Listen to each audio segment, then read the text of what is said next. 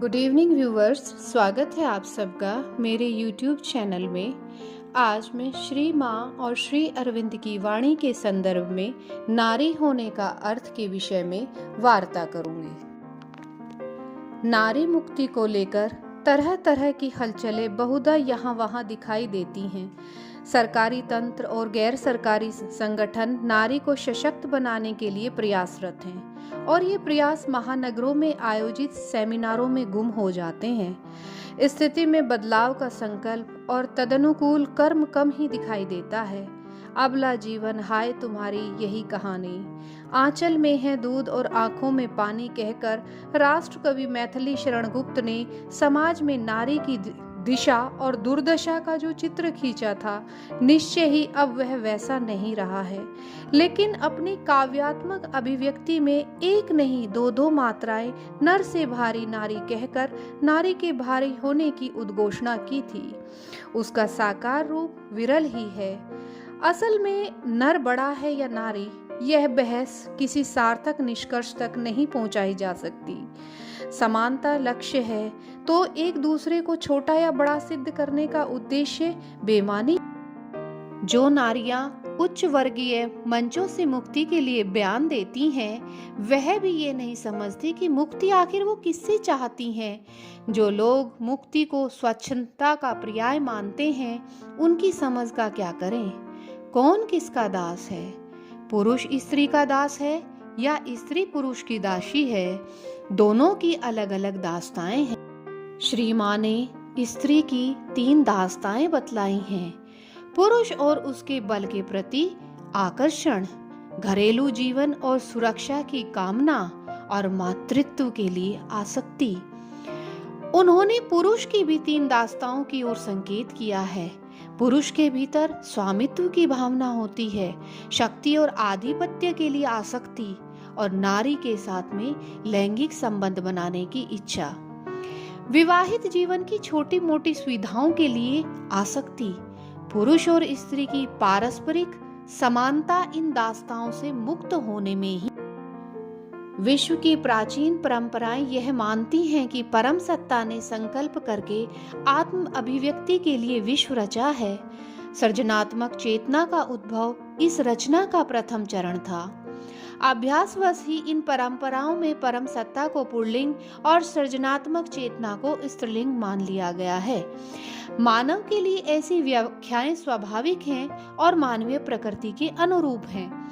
आध्यात्मिक ऊंचाइयों पर पहुंचे असाधारण व्यक्ति उस उच्च अनुभूति तक पहुंचे हैं जहां परम सत्ता और उसके द्विविध रूप की पहचान हो सकती। सामान्यतः पुरुष यह समझता है कि मैं बड़ा हूँ और नारी अपनी श्रेष्ठता के लिए विद्रोह करती है।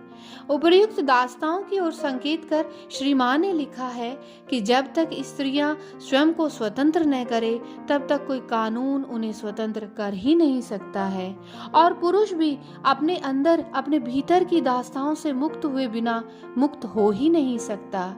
यह कार्य कठिन है, इसलिए दोनों में ही भीतरी गुप्त संघर्ष चलता रहता है। सामान्य चेतना से ऊपर उठे बिना इस संघर्ष से छुटकारा नहीं पाया जा सकता। श्री माँ का विश्वास है कि विषमताओं का देश होते हुए भी भारत ही नई उपलब्धियों का देश बना। जापान में दिए गए एक भाषण में श्री माँ ने एक अन्य महत्वपूर्ण विषय की भी चर्चा की थी, वही मैं यहाँ आपको बताना चाहूंगी। उनकी वाणी है, मातृत्व ही स्त्रियों की सबसे बड़ी प्रधान भूमिका है, लेकिन इस बात का अर्थ तभी समझ में आ सकता है जब हम मातृत्व शब्द का ठीक ठीक अर्थ समझ ले। क्योंकि खरगोश की तरह सहज रूप से बिना जाने बूझे मशीन की तरह से बच्चे पैदा करते जाना निश्चय ही मातृत्व नहीं है। सच्चा मातृत्व सत्ता के सचेतन निर्माण से शुरू होता है।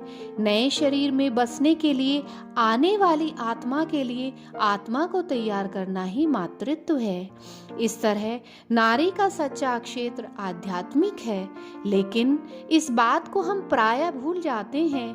केवल बच्चा पैदा करना और उसके लिए अवचेतन रूप से शरीर तैयार कर देना काफी नहीं है। सचमुच काम तब शुरू होता है जब विचार और संकल्प शक्ति के द्वारा एक ऐसे चरित्र की कल्पना और निर्माण किया जाता है जो किसी आदर्श को मूर्त रूप देने में। नारी मुक्ति के वर्तमान परिप्रेक्ष्य में यह छानबीन आवश्यक लगती है कि क्या अपने दायित्व निर्वाह से पलायन के लिए यह शोर शराबा हो रहा है।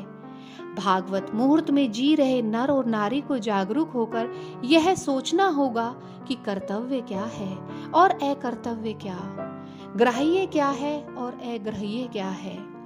आध्यात्मिक भूमिका में उतरने वाले नर और नारी के लिए श्री मां का यह उद्बोधन न केवल प्रेरणादायी है बल्कि दिशाबोधक भी है, जो यह अनुभव करते हैं कि वे स्वयं अपने या अपने परिवार के या अपने देश के भी नहीं हैं बल्कि उस भगवान के हैं जो अपने आप सभी देशों के मनुष्यों के रूप में प्रकट होंगे। वही लोग जानते हैं कि उन्हें ऊपर उठना चाहिए और मानव जाति के लिए नव प्रभात के स्वागत के लिए काम कर। इस कार्य में नारी की भूमिका क्या है, नारी होने का क्या अर्थ है। अहंकारग्रस्त पुरुष कहेगा कि यह महत् कार्य है और नारी तो अबला है, असशक्त है, उसका यह क्षेत्र कैसे हो सकता है।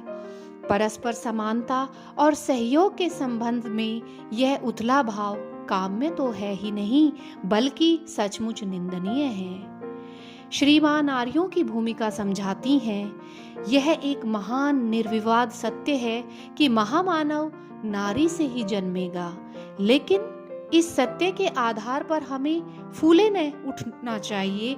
हमें स्पष्ट रूप से इसका अर्थ समझ लेना चाहिए और इसमें आने वाली जिम्मेदारियों को जानकर सच्चाई और उत्साह के साथ इस बड़े कार्य के लिए हमें तैयार रहना।